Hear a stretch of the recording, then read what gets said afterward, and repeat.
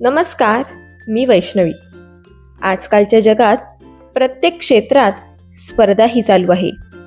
पण या स्पर्धेकडे आपण कसे बघतो आणि कसे बघायला हवे यावर एक आई व मुलाचा संवाद संकर्षण कराडेनी कवितेत मांडलाय. चला तर तो बघूयात. स्पर्धा. धपाधप पाय आपटत लेकरू घरी आलं. वस्तूंची फेकाफेकी करत घरामध्ये गेलं. तिन्ही सांजेची वेळ रात्र झाली नव्हती. आई अशीच देवासमोर दिवा लावत होती. जगासमोर जे चाललं नव्हतं ते घरामध्ये मात्र चाललं. बाहेर जे बोलता येत नव्हतं ते लेकरू आई समोर बोललं. म्हणाला, खोटारडी आहेस तू आई, खोट्या मार्गावर चाललीस. आजपर्यंत तू माझ्याशी खोटच बोललीस. आशीर्वाद देताना काय म्हणतेस? माझं काहीच अडणार नाही आणि माझ्या बाबतीत कधीच काही वाईट मुळी घडणार नाही. आईपासून काय लपतंय तिच्या लक्षात आलं. तिने बाळाला घोटभर पाणी प्यायला दिलं. हुंदक्यांमधून वाट काढत पाणी पोटात गेलं.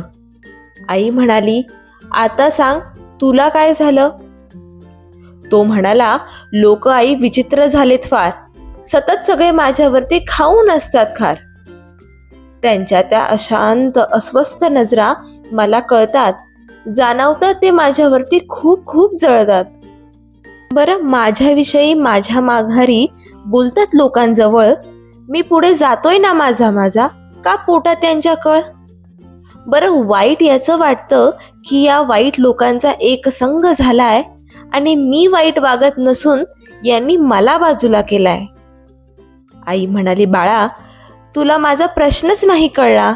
मी तुला काय झालं म्हणाले, तू त्यांचा त्रास सांगितला.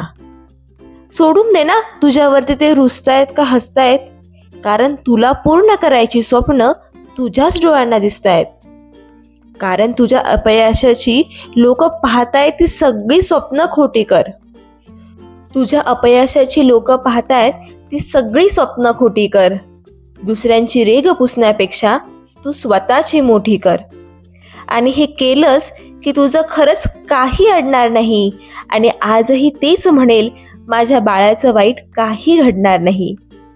आईच्या तोंडी देवाचा साक्षात्कार घडला आणि तिने लावलेल्या दिव्याचा लख प्रकाश पडला. तिने लावलेल्या दिव्याचा लख प्रकाश पडला. धन्यवाद.